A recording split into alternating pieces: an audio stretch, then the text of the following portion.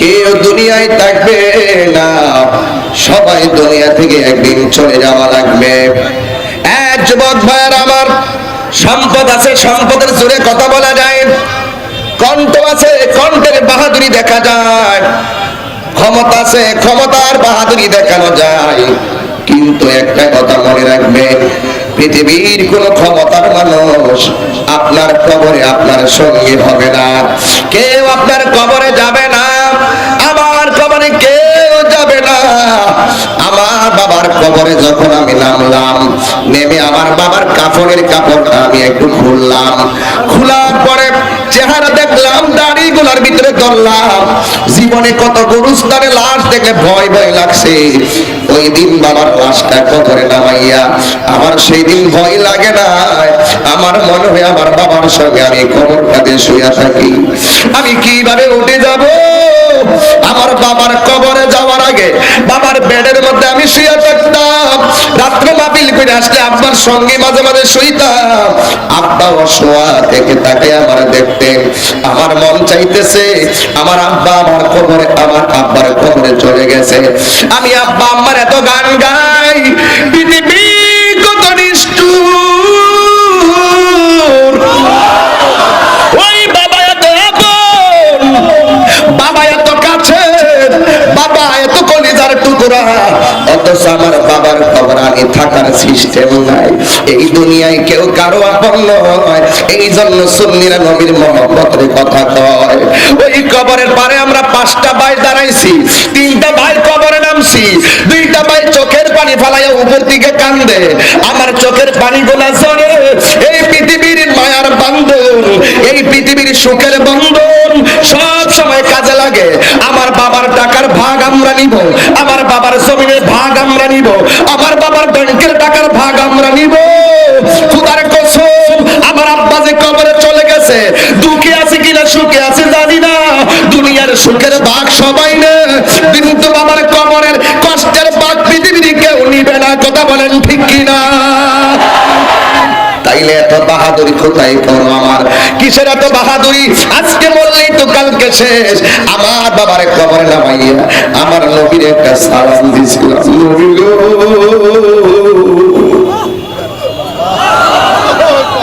বিসমিল্লাহি ওয়া আলা মিল্লাতি রাসূলিল্লাহ,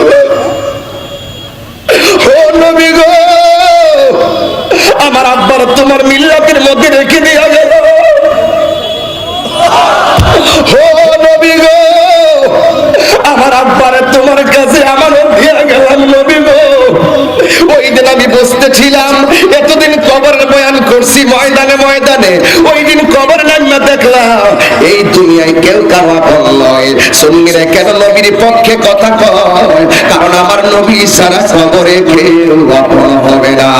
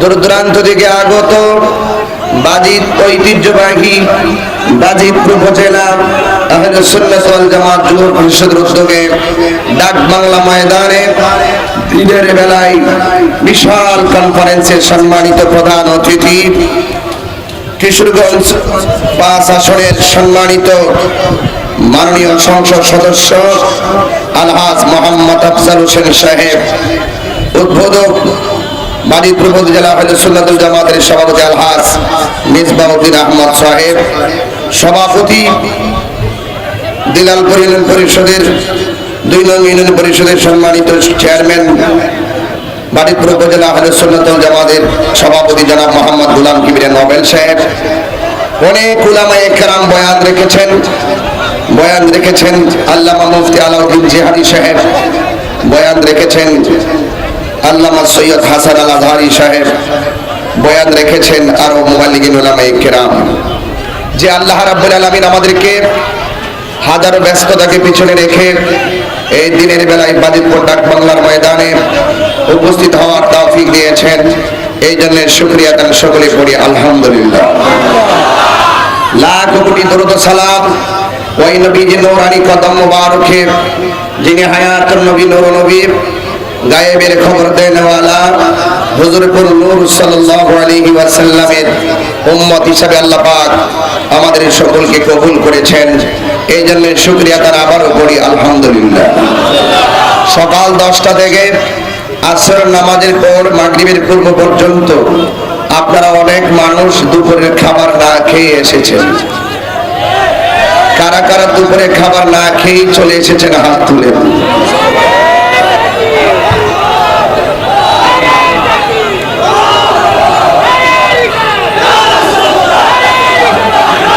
মাশাআল্লাহ, আপনারা অনেকে না খেয়ে চলে এসেছেন। এর দ্বারা প্রমাণ হয়ে গেল সুন্নিরা সিন্নি খাওয়ান না, সুন্নি নয়। সুন্নিরা বিরিয়ানি খাওয়ান না, সুন্নি নয়। সুন্নিরা যখন তাবারক খায় এটা বরকত হিসাবে খায়। এই তাবারককে যারা পায়খানার সঙ্গে তুলনা করে এরা কোনোদিন মুসলমান হতে পারে না। হাত তুলে বলুন ঠিক কিনা বলুন। এই জন্য আমরা মাঝে মাঝে আমাদের প্রেম ভালোবাসা দিয়ে বাতিলদেরকে মিস করছি। তোমরা দেখো মাত্র 9 দিন 10 দিনের প্রস্তুতি নিয়ে আমাদের এই বিশাল আয়োজন হতে চলছে, কথা বলেন ঠিক কিনা। যে উলামায়ে কেরামদের সঙ্গে 1.5 বছর আগে যোগাযোগ করতে হয়। আপনারা বাজিতপুরবাসী অনেক ধন্য, উলামায়ে কেরাম সুন্নিয়তের জন্য দিনের বেলায় ডেট দিয়ে আজ রন্ধ্রে রন্ধ্রে সুন্নিয়তের এক বিজয় নিশান উড়িয়ে দিয়ে গিয়েছেন, ঠিক কিনা বলেন। এই ধারাবাহিকতা কি বন্ধ হয়ে যাবে নাকি চলবে? হাত তুলে বন্ধ হবে না চলবে?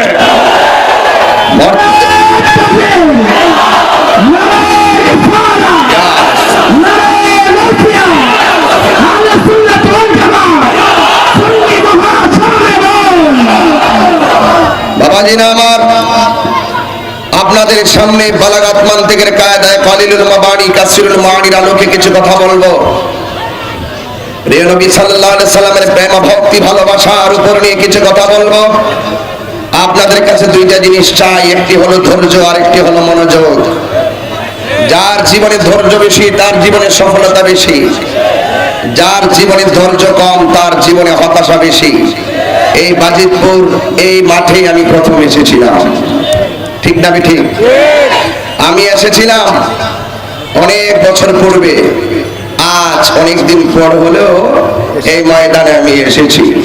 ইনশাআল্লাহ হায়াতে বাঁচলে আবারও আসবো। আমি সেদিন বলেছিলাম চারা লাগিয়ে গেলাম, সামনে যখন আসবো ওই গাছ থেকে ফল খাবো। এখন সুন্নিয়তের ফল খাওয়ার সময় এসেছে। সুন্নিয়তের ময়দানে রন্ধ্রে রন্ধ্রে সুন্নিয়তের পতাকাকে উড্ডীয়মান করার সুযোগ এসেছে। যুগে যুগে বাতিল পরাজিত হয়েছে, যুগে যুগে হক পন্থীরা বিজয়ী হয়েছে, ঠিক না ঠিক?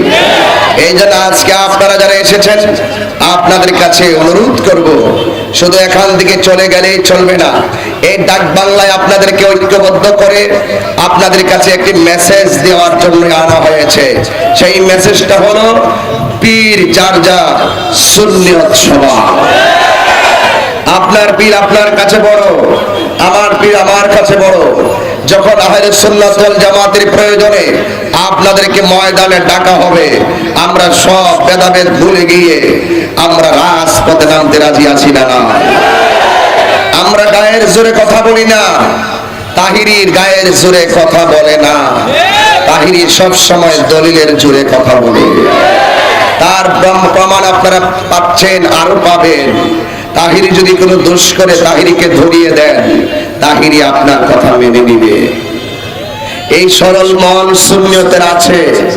এই জন্য আমি আপনাদেরকে বলছি, আপনারা একটু আওয়াজ করে বলুন, ইজ্জতের মালিক কে? আওয়াজ হুঙ্কার দিয়ে বলুন, কে? দৌলতের মালিক কে? হায়াতের মালিক কে? আমাদের জীবন একদিন কেড়ে নিবে কে? জীবনে কখনো কোনো লাশ ধোয়াইনি, জীবনের কোনো লাশ আমি ধোয়াইনি।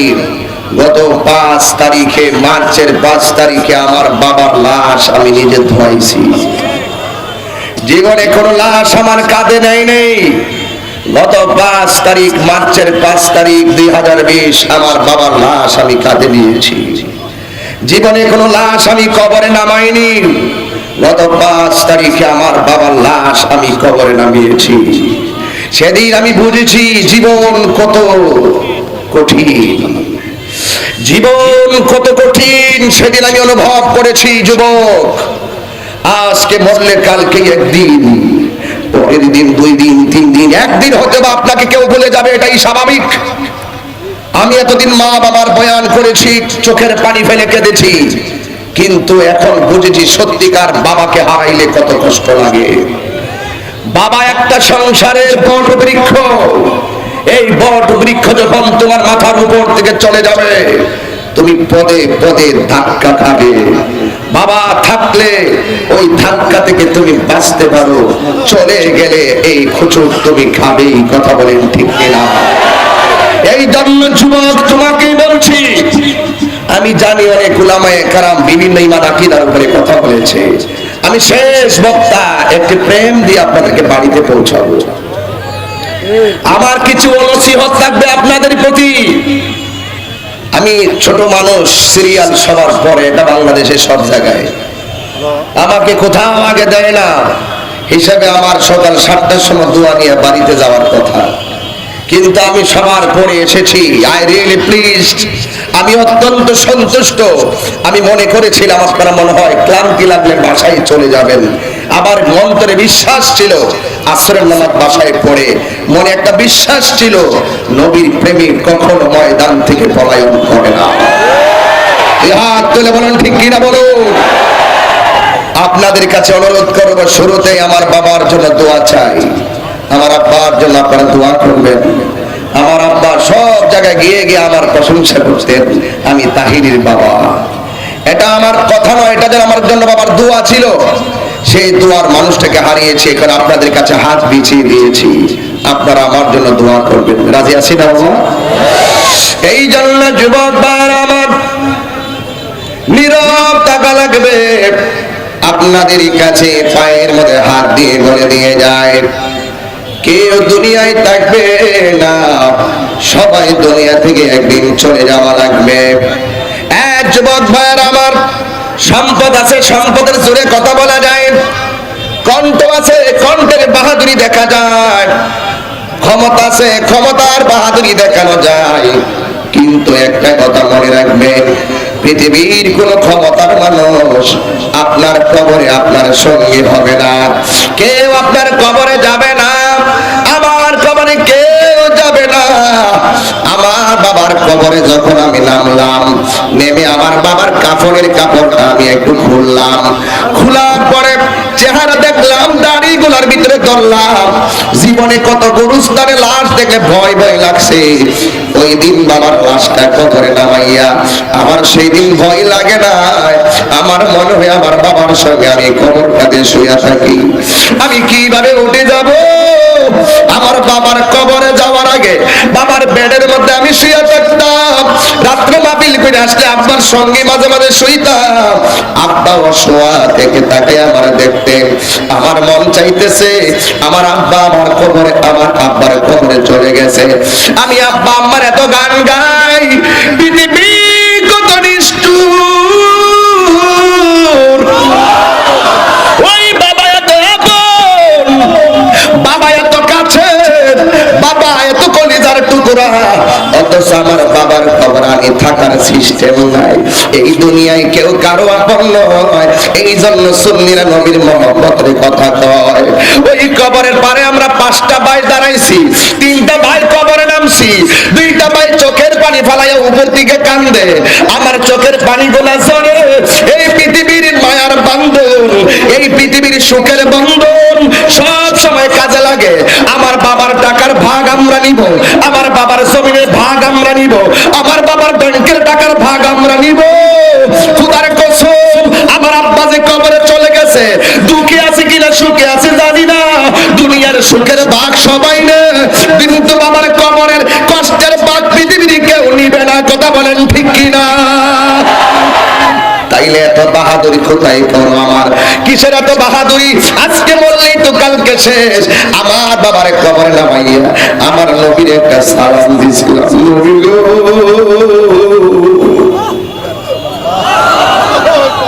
বিসমিল্লাহ ওয়া আলা মিল্লাতি রাসূলিল্লাহ, ও নবী গো আমার আব্বার তোমার মিল্লাতের মধ্যে রেখে দিয়া গেল। ও নবী গো আমার আব্বারে তোমার কাছে আমানত দিয়া গেলাম। নবী গো ওই দিন আমি বসতেছিলাম, এতদিন কবরের বয়ান করছি ময়দানে ময়দানে, ওই দিন কবর নামা দেখলাম এই দুনিয়ায় কেউ কারো আপন নয়। সুন্নিরা কেন নবীর পক্ষে কথা কয়? কারণ আমার নবী ছাড়া কবরে কেউ আপন হবে না। জোরে বলো ঠিক না বেঠি? এই জন্য যুবক পায়ের মধ্যে হাত দিয়া বলে দিয়ে যায়, নবীরে কেমন ভালোবাসা লাগবে। নবীর ভালোবাসার নামই বড় ঈমান। কথা বলেন ঠিক কিনা? নবীর সঙ্গে বড় ভাইয়ের মতন কথা বলা যাবে না, নবীকে মহব্বত করে কথা বলতে হবে। বাবারে যেমন করে মহব্বত করে কথা বলো, আমার নবীর তার চাইতে ভালোবাসা কি কম বাসবে না বেশি বাসবে? আমার নবী বলেন, লা ইউমিনু আহাদুকুম হাত্তা আকুনা আহাব্বা ইলাইহি মিন ওয়ালিদিহি ওয়া ওয়ালাদিহি ওয়ান নাসি আজমাইন। যতক্ষণ পর্যন্ত মা বাবা সন্তান সন্ততি ওয়ান নাসি আজমাইন সকল মানুষের চাইতে যতক্ষণ পর্যন্ত আমার নবীকে ভালো না বাসবা, ততক্ষণ তোমরা ঈমানদার হতে পারবে না। এই জন্য আল্লাহ কোরআনে বলেন, কুল ইন কুনতুম তুহিব্বুনাল্লাহ ফাত্তাবিউনি ইউহিব্বুকুমুল্লাহ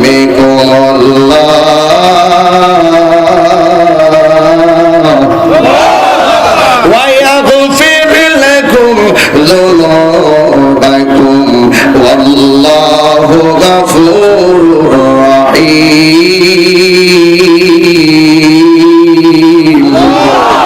আল্লাহ বলেন, বন্ধুকে ভালোবাসলে আমি আল্লাহ তোমাদেরকে ভালোবাসবো।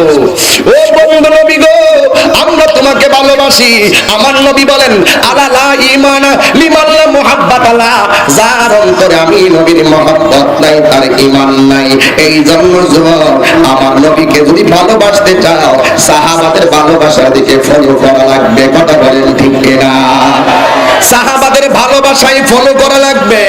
নবীর এমন একটা সময় নবী দুনিয়াতে এসেছিলেন, যেই নবীজি এমন একটা সময় আসছেন, ওই সময় সন্তান মেয়ে সন্তান যদি দুনিয়ার মধ্যে জন্মগ্রহণ করত, তাইলে ওই সময়ের মানুষেরা মেয়ে সন্তানকে অপমান মনে করত। অপমান মনে করে করে ছোট ছোট বাচ্চাগুলারে কবরের মধ্যে ফলাইয়া মাটি দিয়া ফেলতো। আর যে মেয়েগুলা বুঝে, এই মেয়েগুলার যখন কবরে নামাইতো, মেয়েগুলা বলতো, আব্বা আমি তো মরি নাই, আমারে কেন কবরে নামাইছেন? মেয়ের বাবা ডাক দিয়া কই, বুঝবি না, একটু পরে মেয়ের শরীরের মধ্যে মাটি দিয়া দাফন করে দিত। এমন একটা সময় আমার নবী এসেছেন, আয়েশা দেখছিলেন মেয়েদেরকে জিন্দা কবর দিয়ে ফেলতো। আমার নবী দুনিয়াতে আয়েশা আমার মা বোনদেরকে মর্যাদার আসনে বসায়া দিয়েছে। আরে হাত তুলে কোন আল্লাহু আকবার। তুমি যে নবীর বিরুদ্ধে কথা বলো, তুমি কি করছো? এই তুমি যে নবীর বিরুদ্ধে কথা বলো, তুমি কি করছো? আমার নবী এমন একটা সময় আসছে যেই সময় প্রকাশ্যে ইসলামের কথা বলতে পারতো না, যেই সময় আমার নবী প্রকাশ্যে দিনের কথা বলতে পারতো না। এমন একটা মুহূর্তে আমার নবীর পাশে শুধুমাত্র 28 জন দিনের দাওয়াত গ্রহণ করে মুসলমান হয়ে গিয়েছেন। এই 28 জন একদিন আমার নবীর কাছে দাঁড়াইয়া ডাক দিয়া বলেন, ইয়া রাসূলুল্লাহ, নবী গো, ও নবী, আর কতদিন আমরা গোপনে গোপনে দিনের কাজ করব? আপনি অনুমতি দিয়া দেন, আমরা প্রকাশ্যে ইসলামের কথা বলতে চাই। আল্লাহু আকবার বলেন। এই কথা থেকে বোঝা যায় ও সুন্নিরা, আর কত ঘুমায় থাকবা? ঘুমের ঘরে থাকতে থাকতে এই বাতিল ছলে বলে কৌশলে ঘরে ঘরে ঢুকে ঢুকে মানুষের ঈমানকে লুণ্ঠন করে নিয়ে যাচ্ছে। আজ আমাদের ঘুমাইয়া থাকলে চলবে না, ডাক বাংলা থেকে আমাদেরকে বেরিয়ে পড়তে হবে রাজপথের মধ্যে, ঠিক কিনা বলো?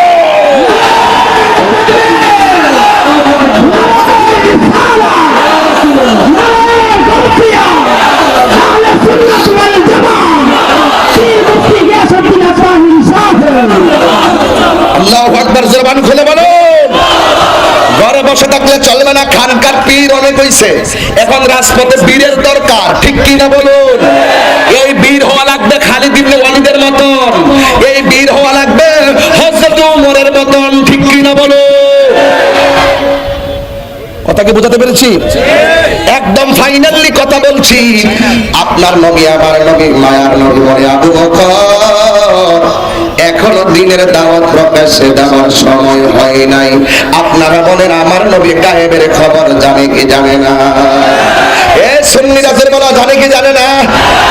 আমার নবী বলে, আবু বকর, এখনো দিনের দাওয়াত প্রকাশ্যে দেওয়ার সময় হয় নাই। আল্লাহু আকবার। এরপরেও অনুরোধ করছে, না যাইতে পারে না। আমার অনেক জায়গায় এমন জায়গায় দাওয়াতে আমি বলি, ভাই এই জায়গায় যাওয়া নিরাপদ না। কমিটিরা অনেক অনুরোধ করে, আমরা নিরাপত্তা দিব, আমরা আপনার সাথে থাকবো, কিন্তু যাওয়ার সময় বালা, আবার সময় গাড়ি ভাঙে, এমন জায়গা আছে না নাই? আগে কিন্তু বলছি গেলে সমস্যা হবে। এরপর কমিটিরা এমন ভাবে রিকোয়েস্ট করে, না রাখতে পারি না, আসার পথে বিপদ হয়ে যায়। আমার নবী বলছে এখনো দিনের দাওয়াত প্রকাশ্যে দেওয়ার সুযোগ হয় নাই, সময় আসে নাই, আসলে আমি বলবো। সাহাবায়ে কেরাম বলেন, ইয়া রাসূলুল্লাহ, নবী গো, আপনি আমাদেরকে বলেন, আমরা ইনশাআল্লাহ করব। সাহাবায়ে কেরামদের মনের রিকোয়েস্ট রাখতে যাইয়া আমার নবী বলেন, আগামী কাল ইনশাআল্লাহ আমরা সবাই দিনের দাওয়াত, হকের দাওয়াত প্রকাশ্যে দেওয়ার জন্য কার্যক্রম শুরু করব। এই বাজিতপুর ডাক বাংলা দিনের বেলায় যে মাহফিল করতেছেন, এই মাহফিলের এলান হয়েছে, শুধুমাত্র এই ময়দানে সুন্নিরাই আসে নাই, কিছু মুনাফিক এসেছে। হাত তুলে বলো ঠিক কিনা? তাহিরি কি বলবে কোর্ট? আরে সবাই তো বক্তব্য দিচ্ছে, তাহিরির প্রতি একটা নজর আছে না? আর বলবেন আছে না? না, বক্তব্য যাই হোক অন্তত দেখার একটা কৌতূহল আছে না নাই? নামাজ পড়তেছি, আমি নামাজ পড়ি, আর সেলফি তুলতেছে। আমি নামাজ পড়ি, ওরা সেলফি তুলতেছে। এই আশ্চর্য বিবেকহীন আবেগ, এই বিবেকহীন আবেগকে আমাদের চেঞ্জ করতে হবে, ঠিক না? তোমার দায়িত্ব হলো, হুজুর নামাজ পড়ছে, আমিও নামাজ পড়বো, কথা ঠিক আছে না? ঠিক এমন ভাবে আমার নবী যখন বলছেন, ও সাহাবারা, এরা হলো ৯০%, আমরা সংখ্যালঘু, কিন্তু এদের সামনে আমরা তো পারবো না। এরপর সাহাবারা বলে, ইয়া রাসূলুল্লাহ, নবী গো,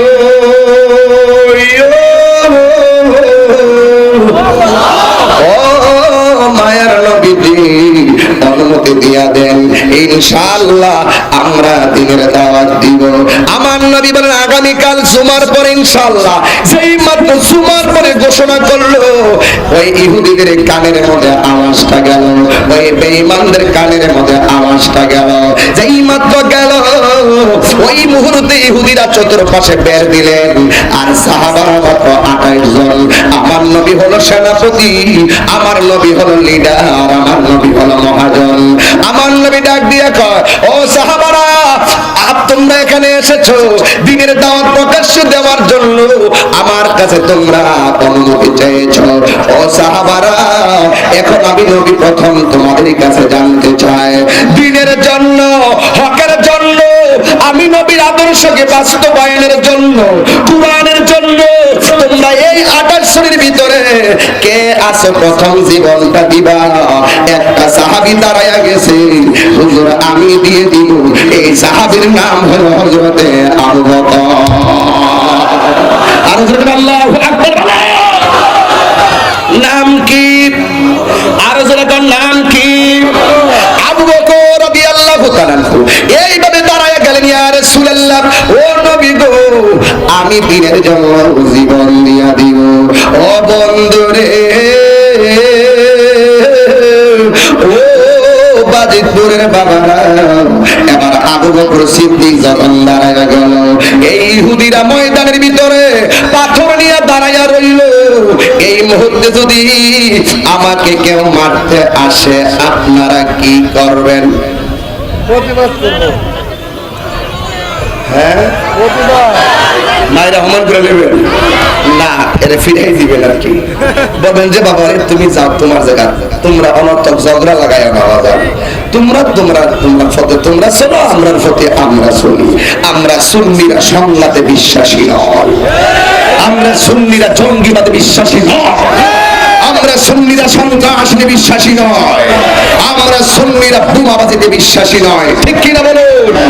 ইসলাম শান্তির ধর্ম, ইসলাম মানবতার ধর্ম, ইসলাম মানব কল্যাণের ধর্ম, ইসলাম একতার ধর্ম, ইসলাম সাম্যের ধর্ম, ইসলাম ভালোবাসার ধর্ম। ঠিক না বেঠি? এই জন্য সিদ্দিক আকবর লাত মেরে দাঁড়িয়ে গেছেন, ইয়া রাসূলুল্লাহ আমি পারবো জীবন দিতে। যেই মাত্র আবু বকর দাঁড়িয়ে গেছে, মুসলমানরা হলো সংখ্যালঘু, এদের উপরে আবু বকরকে এমন ভাবে পাথর মারা শুরু করেছে, পাথর মারতে মারতে মারতে মারতে মারতে মারতে আবু বকর সিদ্দিক রাদিয়াল্লাহু তাআলা আনহুকে মাটির সঙ্গে নেতিয়ে ফেললেন। আর অন্যান্য সাহাবারা আমার নবীর এইভাবে ছড়ায়া ধরে শেষ করলেন। আর আবু বকর সিদ্দিক রক্তাক্ত হয়ে জমিনের মধ্যে পড়ে গেলেন। আপনারা বলুন তো, আমার নবীর কদমের পাশে সিদ্দিক আকবর থাকার সৌভাগ্য লাভ করেছে টাকার জোরে না ভালোবাসার জোরে? আমি এই কিছু কথাই বোঝাতে চাচ্ছি। আমাদের ভাঙ্গা ঘর হতে পারে, আমরা তুচ্ছ হতে পারি, আমার বাবা আমার কাছে তুচ্ছ, আমার মা আমার কাছে তুচ্ছ, আমার সম্পদ আমার কাছে তুচ্ছ, আমার ব্যাংক ব্যালেন্স আমার কাছে তুচ্ছ, কিন্তু নবীর ভালোবাসা আমাদের কাছে সর্বশ্রেষ্ঠ। ঠিক কিনা বলে? এই জন্য সিদ্দিক আকবরকে রক্তাক্ত করিয়ে দিলেন। আর সিদ্দিক আকবরকে ধরাধরি করে বাড়িতে নিয়ে গেলেন।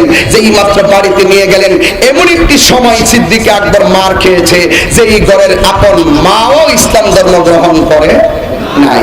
এবার ওই ঘরের ভিতরে নিয়ে গেছেন, দেখেন কত জ্বালা। ওই মুহূর্তে আল্লাহর হাবিব সাল্লাল্লাহু আলাইহি ওয়াসাল্লামকে ধরাধরি করে বাড়িতে নিয়ে গেলেন। আর এই মুহূর্তে সিদ্দিক আকবর রক্তাক্ত অবস্থায় ঘরের ভিতরে পড়ে আছেন। মা মনে করেছে মারা গিয়েছে।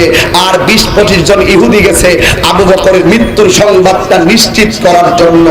এই মুহূর্তে 20-25 জন ঘরে দাঁড়ানো, সিদ্দিক আকবর এইভাবে পড়ে রয়েছে, কথা বলে না, শ্বাস টানে না, গায়ে রক্ত ঝরতেছে।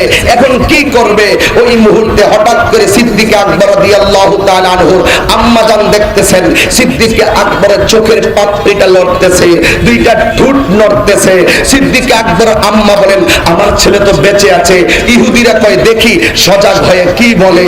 ইহুদিরা শুনতেছেন। সিদ্দিক আকবর আম্মা বলতেছেন, আবু বকর সিদ্দিক রাদিয়াল্লাহু তাআলা আনহুর আম্মা বলতেছেন, হে আবু বকর, তুমি তো অনেক ব্যথা পেয়েছো, তুমি এখন কেমন আছো? সিদ্দিক আকবর আমতা আমতা করে এমন একটি আওয়াজ করলেন, আম্মা, ও আম্মা, আমার গায়ে রক্তের খবর আপনি নিয়েছেন, আমার শরীরের রক্তের খবর নিয়েছেন, আমার গায়ের ব্যথার খবর আপনি নিয়েছেন, আমি কেমন আছি আপনি জানতে চেয়েছেন। আমি আবু বকর পাথরের আঘাত খেয়ে মৃত্যুর শয্যায় পাঞ্জা লড়ছি, আমার গায়ে রক্ত দেখতেছ, তুমি বলছো আমি কেমন আছি। 25 জন ইহুদি তাকিয়ে শুনতেছেন আবু বকর কি বলেন। হঠাৎ করে বলছেন, ও আম্মা জান, আমার খবর নিও না, আগে বলো আমার রাহমাতুল লিল আলামিন কেমন আছে। এটা হলো প্রেম। জানের চাইতেই নবীকে ভালোবাসতে হবে। এই জন্য নবীর অস্তিত্বের বিরুদ্ধে জীবন প্রতিরোধ করে ঠিক কিনা বলে আল্লাহু আকবার।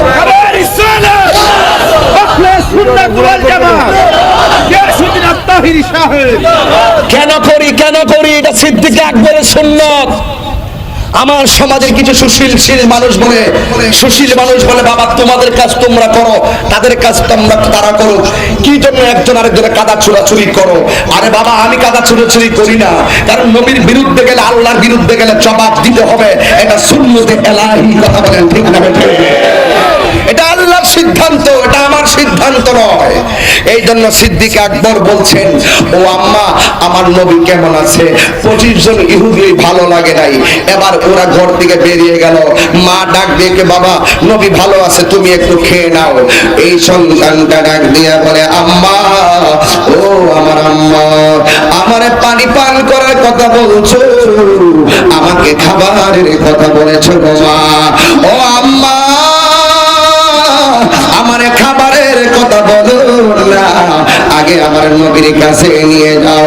আমার নবীকে যতক্ষণ পর্যন্ত আমার চোখে না দেখব, আমি আবু বকরের জবানে দুনিয়ার কোন খাবার নিব না।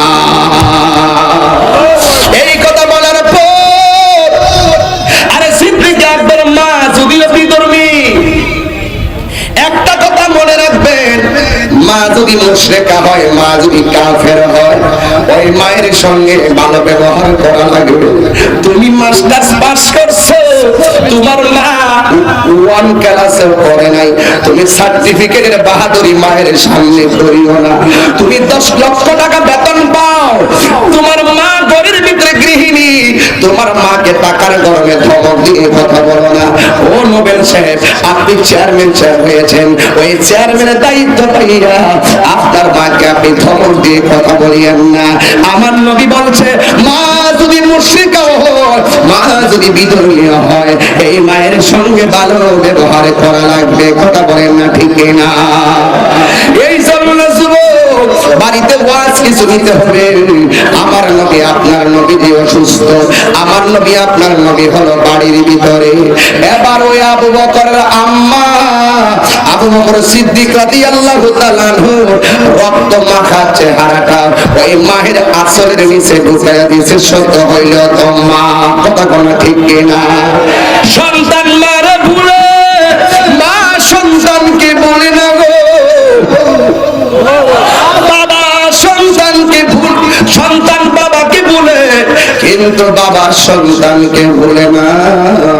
এবার মা যদি মুশরিক, সন্তান চাইছে নবীরে দেখার জন্য, এবার চতুর্পাশে গেল ইহুদির দল, মায়ের আঁচলটার ভিতরে আবু বকরের কল্লাটা ঢুকাইয়া ওই আবু বকরকে আমার নবীর বাড়িতে নিয়ে গেছে।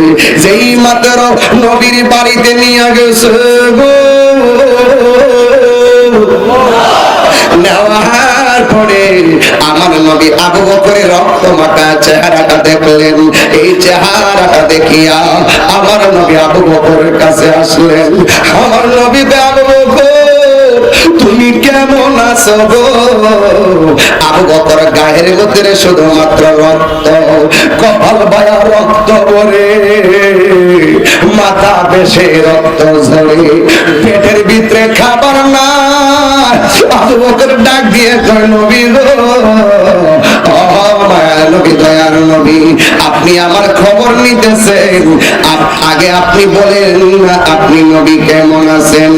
এই কথা বলার পরে আমার নবী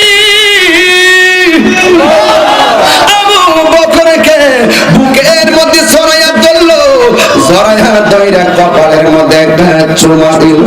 চুমা দেওয়ার পরে আবু বকর আম্মা কয়, আবু বকর তুমি তো এখন তোমার বন্ধু নবীরে দেখছো, এখন অল্প কটা খেয়ে নাও।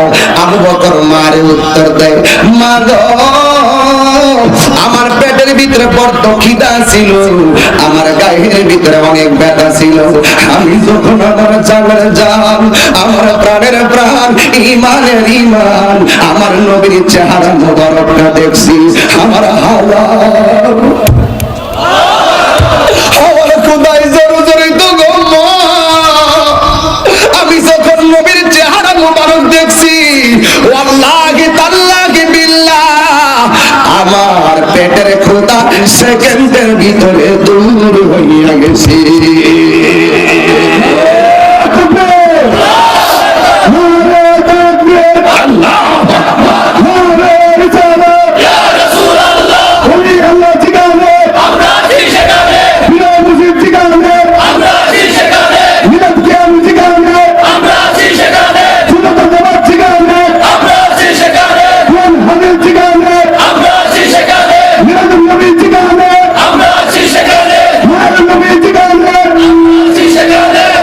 আল্লাহু আকবার জোরে বলেন, আর জোরে করে আল্লাহু আকবার। ওই মোহাব্বত আমরা চাই কি চাই না? আর জবান খুলে বলো চাই কি চাই না? এই জান্নাত আজিদপুর ডাক বাংলার ময়দানে আমি তাহিরি শুধু দায়িত্বহীন কণ্ঠে বলতে চাই, এমন একটি সময় সাহাবারা ইসলামের কথা বলেছেন, এমন একটি সময় সাহাবায়ে কেরাম কোরআনের কথা বলেছেন, যাদের ডানে কোনো সাপোর্ট ছিল না, বামে কোনো সাপোর্ট ছিল না, সামনে কোনো সাপোর্ট ছিল না, পিছনে কোনো সাপোর্ট ছিল না, কিন্তু তাদের একটা শক্তি ছিল, তাদের ডান বাম কিছুই ছিল না, তাদের অন্তরে ছিল আমার নবীর মহব্বত। অন্তরে বলুন ঠিক কিনা বলুন।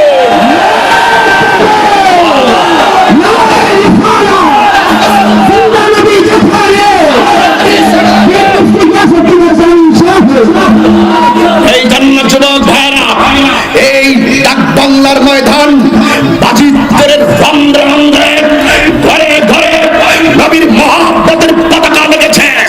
বর্তমান প্রেক্ষাপটে কিছু ইহুদি খ্রিস্টানদের দালাল আমার নবীর বিরোধিতা করছে। আগে করত গোপনে, এখন করে প্রকাশ্যে। এই বাজিতপুরের ডাক বাংলা থেকে আমি ঘোষণা করতে চাই, যদি কোনো মায়ের সন্তান জিন্দা থাকে এই ময়দানে বসো, আমাদের সঙ্গে বসো, নবীর বিরুদ্ধে কথা বলতে পারবে না, পারবে না, ঠিক কিনা বলে?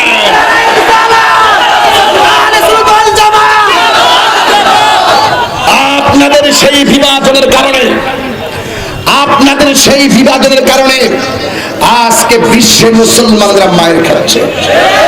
কথা বলুন ঠিক কিনা বলুন। মুসলমান কামরা কামরির কারণে আজকে মুসলমানকে মারার সাহস পাইছে।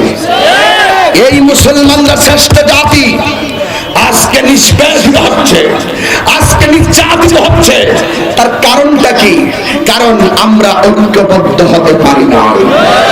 আর আওয়াজ করে বলুন ঠিক কিনা বলুন। আমরা ঐক্যবদ্ধ হতে পারি নাই, আমাদেরকে ঐক্যবদ্ধ হতে হবে। তবে একটি কথা বলতে হয়, মাননীয় প্রধানমন্ত্রীকে ধন্যবাদ জ্ঞাপন করতে হয়। যেই কোনো ভাবেই হোক এই বাংলাদেশের 18 কোটি মুসলমানদের অন্তরে কিছুটা স্বস্তি এসেছে। ওই ভারতের দিল্লির মুসলমানদের অত্যাচারীদের বিরুদ্ধে রুখে না দাঁড়ানোর কারণে আজকে বাংলাদেশের মুসলিম জনতা জেগে উঠেছিল। আজকে কিছুটা হলেও সেই ঘাতকের আগমন বন্ধ হয়েছে। ঠিক না ঠিক? আমরা বলবো, আমি ডাইরেক্ট বলতে চাই বাজিতপুর থেকে, এই ডাক বাংলার ময়দান থেকে বলতে চাই, বিশ্বের যে কোনো প্রান্তে যদি মুসলমানরা নির্যাতিত হয়, আমরা পৃথিবীর সকল মুসলমান একটা দেহের মতন, এই দেহের মতন এই দেহটা তখনই আল্লাহর কাছে প্রিয় হবে যখন এই দেহের ভিতরে মুস্তাফার মহব্বত থাকবে। কথা বলেন ঠিক কিনা? মুস্তাফার মহব্বত নিয়ে আমরা যেই দাবি করব, সেই দাবি ইনশাআল্লাহ আল্লাহ আমাদের পূরণ করবে। ঠিক কিনা? আমি প্রতিবাদ করেছিলাম, ডিএসপি থেকে ফোন করে আমাকে বলা হয়েছে আপনি কিন্তু অ্যারেস্ট হয়ে যাবেন। আমাকে ফোন করে বলা হয়েছে আপনি একটা সরকারের বিরুদ্ধে কথা বলতে পারেন না। আমি বলেছিলাম বাংলাদেশের কোন মানুষ অন্তত এই আন্দোলনের পেছনে প্রধানমন্ত্রীর বিরুদ্ধে নয়, এটা হলো গুজরাটের কসাইয়ের বিরুদ্ধে। কথা বলে ঠিক না? আমরা কথা বলেছি ইমানি কথা। এই কোরআনের অস্তিত্ব নিয়ে যদি কথা বলা হয়, এই ইসলাম নিয়ে যদি কথা বলা হয়, মুসলমানদের অস্তিত্বকে বিলীন করার জন্য যদি ষড়যন্ত্র করা হয়, সকল ষড়যন্ত্রের জবাব আরশ আজিম থেকে হবে, আরশ আজিম থেকে হবে। ঠিক কিনা বলে? হামকি দমকি দিয়ে লাভ নেই, তাহিরিকে ভয় দেখে লাভ নেই। তাহিরির সর্বোচ্চ 3টা জিনিস হতে পারে: 1 জেল, 2 রাস্তায় আঘাত করে মৃত্যু, দিন মরণ, আর কি আর কি আর কি রয়েছে? কিন্তু মুনাফিকের মতন মাথা গুজু করে বাঁচার চাইতে বাঘের মতন মোমেন্ট হয়ে ইমানি চেতনায় একদিন যদি বেঁচে থেকে মরতে পারি তাহলে জীবনে কোনো দুঃখ থাকবে না, ঠিক কিনা? ভয়ে কথা বলে না, জেল হবে, ফাঁসি হবে, এর চেয়ে বেশি কিছু হতে পারে? তাই বলে আমার মসজিদে আগুন লাগিয়ে দিবে, আমার আজান বন্ধ করে দেওয়া হবে, আমার ইসলাম নিয়ে খেলতামশা হবে, মুসলমানদের জানমাল নিয়ে হুলি খেলা হবে, এটা কোনোদিন মুসলমান বরদাস্ত করতে পারে না। পারে পারে পারে পারে পারে আমার সঙ্গে কারা কারা একমত, দুই হাত তুলে বলো।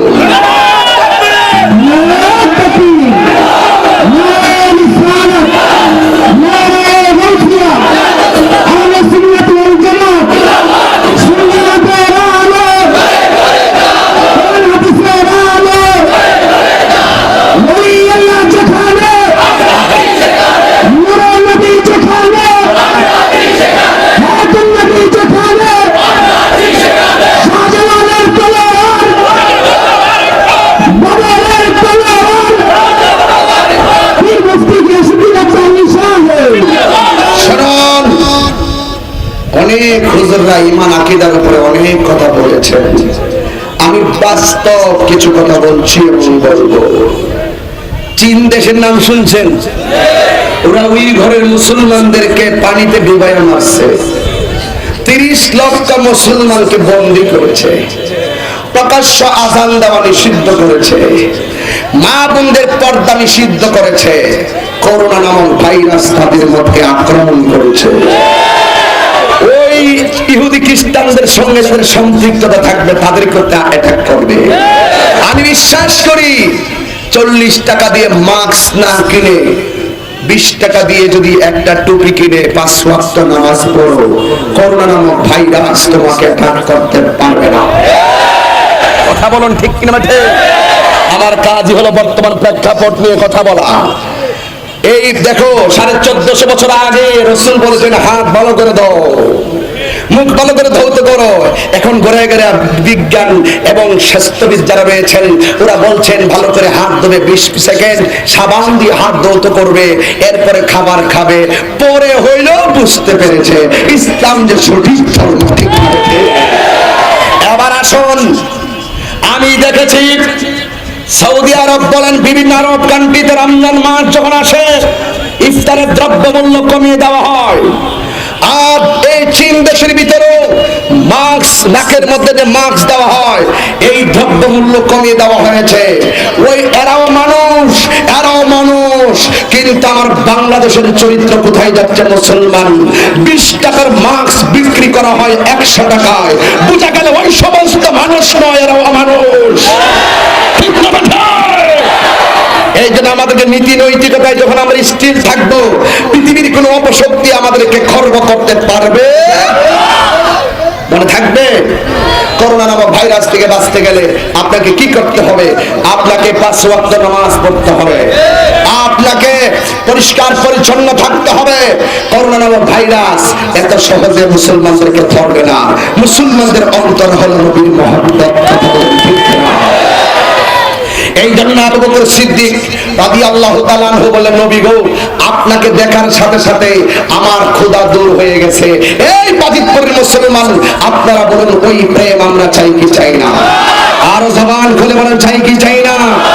সিদ্দিকে আকবর টাকার জোরে নবীর পাশে ঘুমাই নাই, একমাত্র নবীর মহব্বতের কারণে নবীর পাশে শুয়েছে। কথা বলেন ঠিক না?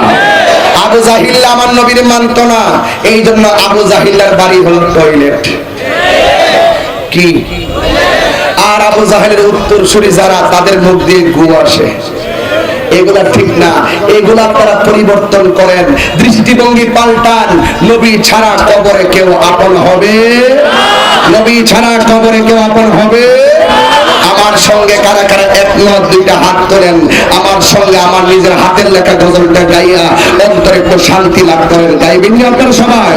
ইয়া রাসূলুল্লাহ, ইয়া হাবিবাল্লাহ, ইয়া রাসূলুল্লাহ, ইয়া হাবিবাল্লাহ, ইয়া রাসূলুল্লাহ, আল্লাহ তুমি জীবন তুমি আনাদার ঘরে তুমি আপন তুমি জীবন আনাদার ঘরে তুমি মোদের পাড়ের তরি তুমি মোদের তুমি নিদান তোরানেওয়ালা ইয়া রাসূল ইয়া হাবিবাল্লাহ ইয়া রাসূলুল্লাহ ইয়া হাবিবাল্লাহ ইয়া রাসূলুল্লাহ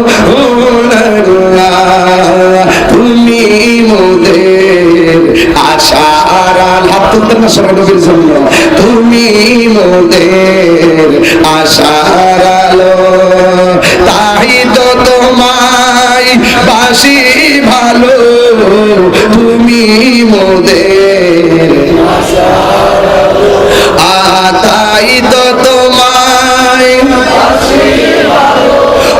হৃদয় নামের ফুলদানিতে হৃদয়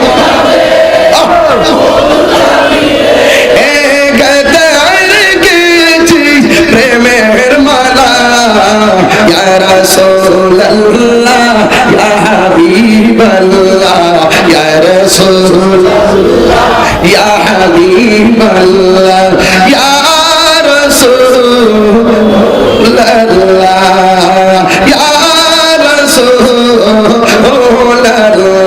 জোরে কি আল্লাহু আকবার বলবেন হাত নামা একটি কথা বলি বিদায় বেলায় আমার অনুরোধ করছে একটু জিকির করার জন্য আসলে এই কনফারেন্সে জিকিরগুলো আমরা করার সুযোগ পাই না আর করা ঠিক না তবে একটি কথা বলতে চাই তিনটা জিনিস আপনাদের মনে রাখতে হবে আল্লাহর হাবিব বলেছেন আমি হাশরের মাঠে তিন ধরনের মানুষের দিকে ফিরেও তাকাবো না এক মনোযোগ কয় ধরনের এক নম্বর যারা বেপরদায় চলাফেরা করে কথা বলে ঠিক না ঠিক দুই নম্বর যারা মা বাবার মনে কষ্ট দেয় তিন নম্বর যারা নেশা করে কথা বলে ঠিক না ঠিক আমি ওয়াজ করছি একটা জিনিস বুঝলাম যে নবীর মহব্বত নবীকে ভালোবাসলে জানের চাইতে কম ভালোবাসবেন না বেশি ভালোবাসবেন আরেকটা বুঝাইলাম বাতিলের সঙ্গে আপোষ করা যাবে লাস্টের কথা তিন ধরনের মানুষের দিকে আল্লাহ রাব্বুল আলামিনের হাবিব হাশরের মাঠে ফিরেও তাকাবে না এক নাম্বার যারা বেপরদায় চলাফেরা করে আমি শুনেছি আজকে মাহফিলে নাকি অনেক মা বোনরা এসেছে মা বোনদেরকে তো একটু নসিহত করতে হয় মা ও মা বাজিতপুরের মা একটি কথা মনে রাখবেন নামাজ যেমন ফরজ পর্দাও তেমন কথা বলেন নামাজ যেমন ফরজ পর্দাও তেমন বাজিতপুর মার্কেট যদি করণ লাগে আপনার স্বামী করবে কিন্তু তার মানে আপনি কি মার্কেট দখল করতে পারেন না ঠিক না বেঠি এই জন্য আমি বলতে চাই মাননীয় প্রধানমন্ত্রীকে ধন্যবাদ উনি একটি আইন পাশ করেছেন কোন ছেলে যদি মেয়েদেরকে ডিস্টার্ব করে ছেলেদের 6 মাসের জেল হবে আমি বাজিতপুর ডাক বাংলার ময়দান থেকে বলতে চাই হ্যাঁ মমতাময়ী প্রধানমন্ত্রী আর একটি আইন পাশ করে আমাদের উলামায়ে কেরামদেরকে একটু সহজ করে দেন এখন প্রশ্ন করতে পারেন এটা কোন আইন আপনি আর একটি আইন পাশ করুন এই দেশের রাস্তা ঘাটে দোকান পাঠে মার্কেটে যদি কোনো নারী বেপরদা চলাফেরা করে তাকেও 6 মাসের জেল দেওয়া হবে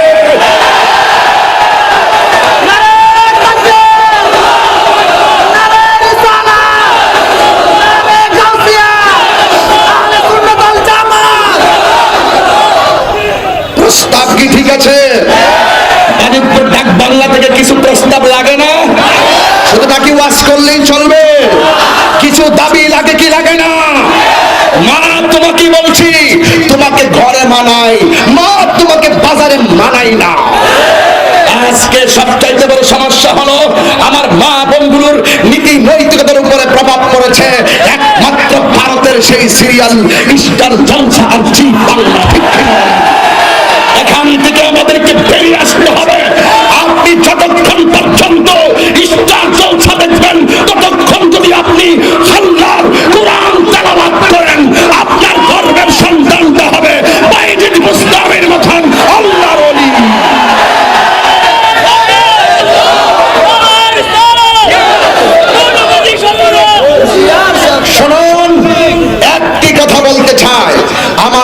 বলছেন দায়ুস মহিলা যারা তারা কখনো জান্নাতে যাবে।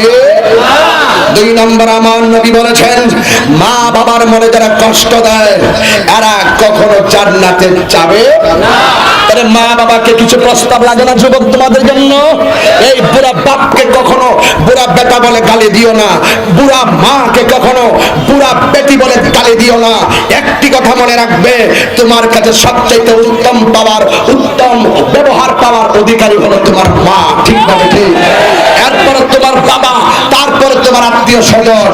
আজকে দেখা যায় আমাদের মায়ের সম্মান কম, পাশের বাড়ির মা খুব ভালো, নিজের মা খুব খারাপ।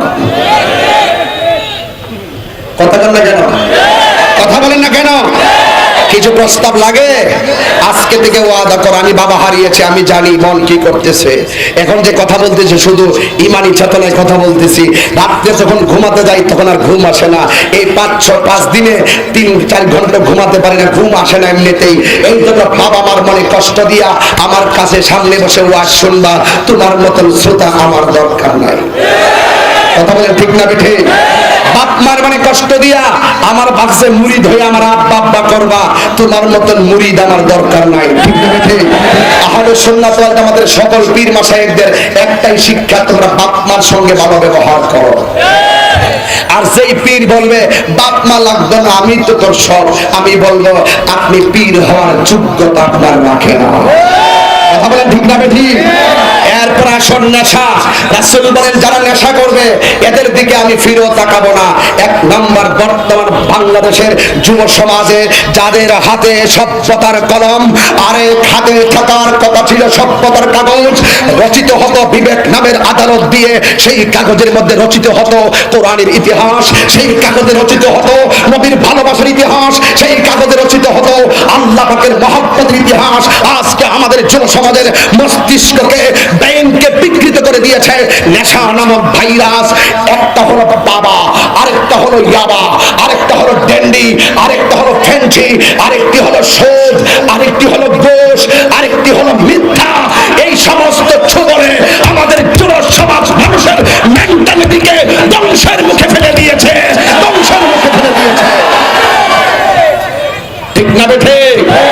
এখন আমার সঙ্গে বিদায় বেলা, আমার সময় লাগে 3 ঘন্টা, আমি হুট করে বিষয় তুলতে পারতাম না, শেষ করতে পারতাম না। এই জন্য এমন বিষয় তুলিও নাই যে এই বিষয় আমি শেষ করতে পারতাম না। তবে যেই কথাগুলো আমাদের কনফারেন্সে খুবই প্রয়োজন, যেই কথাগুলো আজকের কনফারেন্সের পরে থানায় কথা বলবে, এসপি সাহেবের অফিসে কথা বলবে, ডিসি সাহেবের অফিসে কথা বলবে, চেয়ারম্যান সাহেবের অফিসে কথা হবে, তাহিরি এই কথাগুলোকে নিয়ে আসলে পুলিশ প্রশাসন নেশা থেকে মুক্ত রাখার জন্য দিন-রাত পরিশ্রম করছেন। কথা বলেন ঠিক না বেঠে? তাদেরকে সহযোগিতা করুন, আমার সমাজ আরো সুন্দর হবে। এখন আপনারা বলুন, বাবা কি চলবে না বন্ধ হবে? বাবা বন্ধ, জোরে বলতে হবে।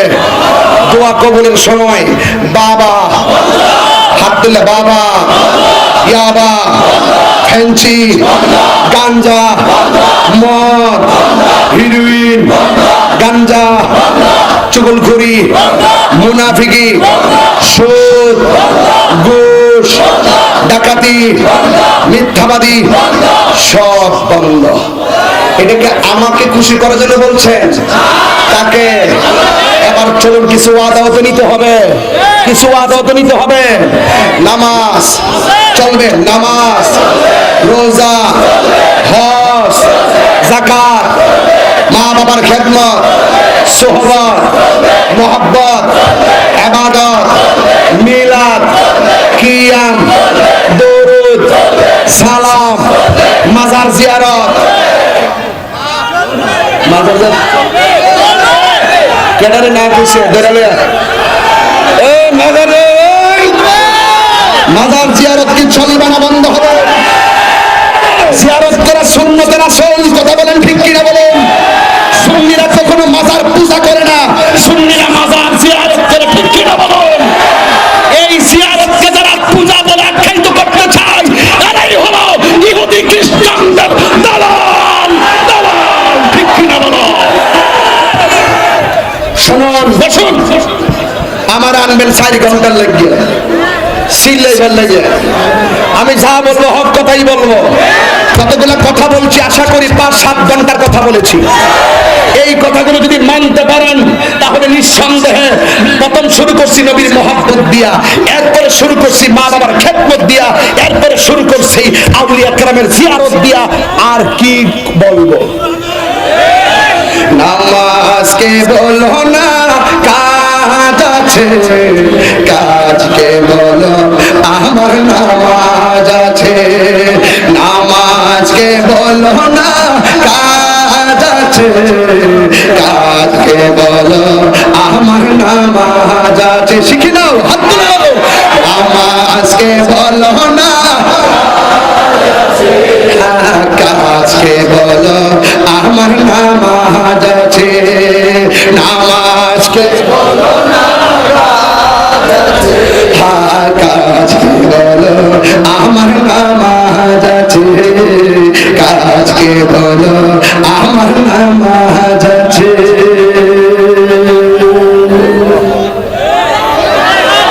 নামাজের টাইম হচ্ছে তো, নামাজ দিয়ে শেষ করলাম। আর কি করবো বলেন? আমি আর কি করতে পারি আপনাদের জন্য? আরে বাবা কিরে কি তোমার জিকির হবে?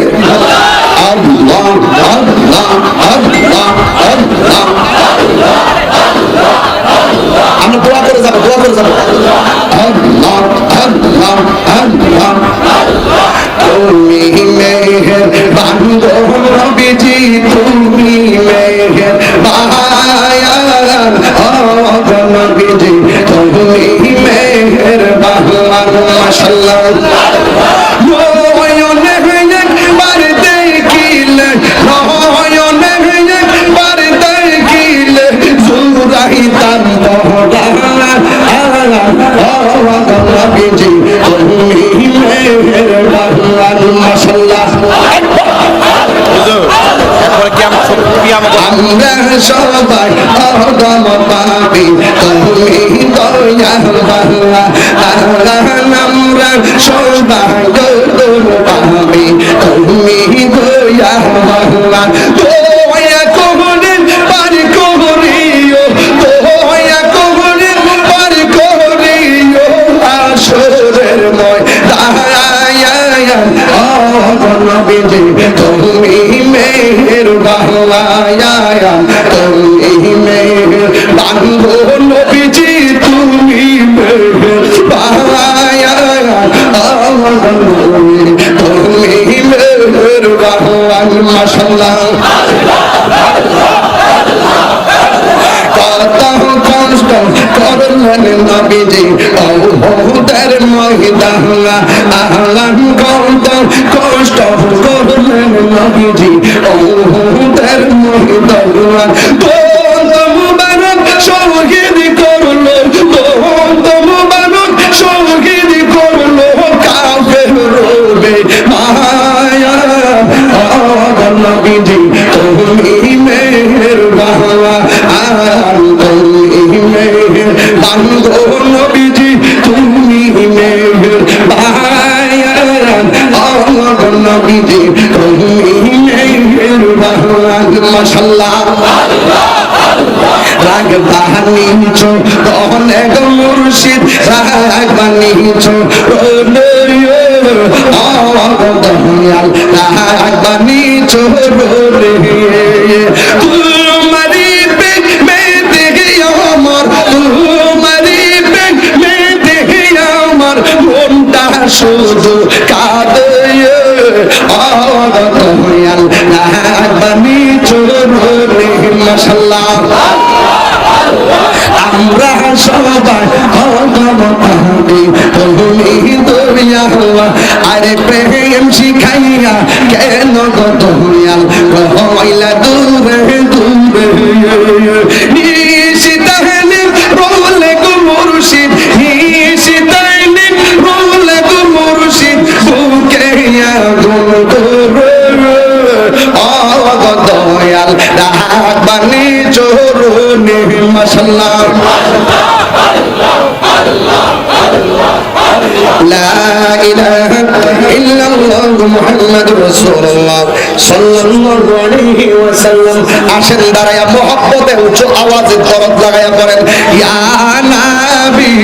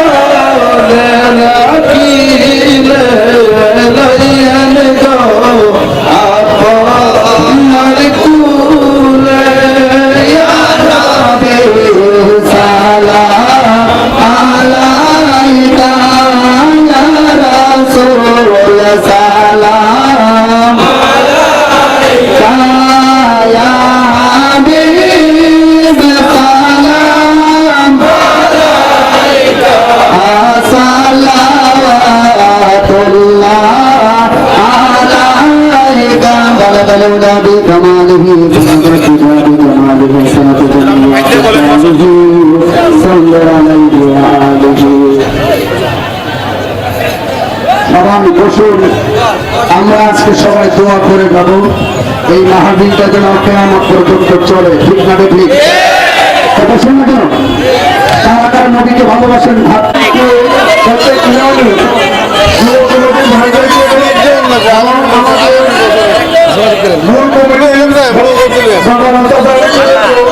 আপনারা আমাদেরকে সহযোগিতা করছেন এজন্য আপনাদেরকে ধন্যবাদ রক্ত দিয়ে নবীর প্রবন্ধে আজকে পালন করছেন বাকি সুরকার মনে হবে শ্রমিক আছে অনেক সুন্দর আমরা শুনতে পেলাম আমরা জীবনের কোনো ভিড় পাইকে কেউ অতটা অত্যাচার করে আমরা যদি যাচ্ছিল সেদিন ফাজিল তুলে দেখা দিব যে আমরা ভিড় চাচার আমার শুনতে দেওয়ার সময়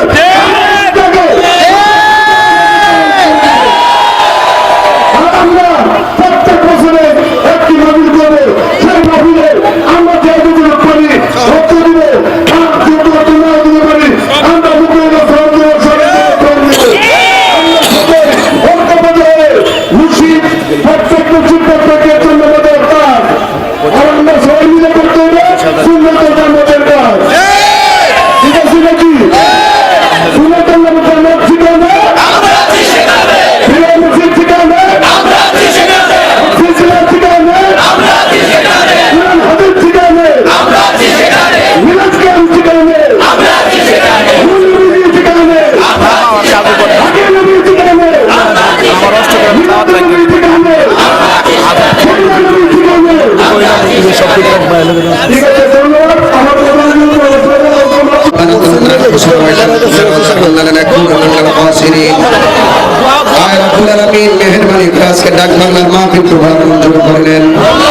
আল্লাহ আপনি আমাদের সবার হাজিরাকে কবুল করে নেন আল্লাহ মেহেরবানি করেন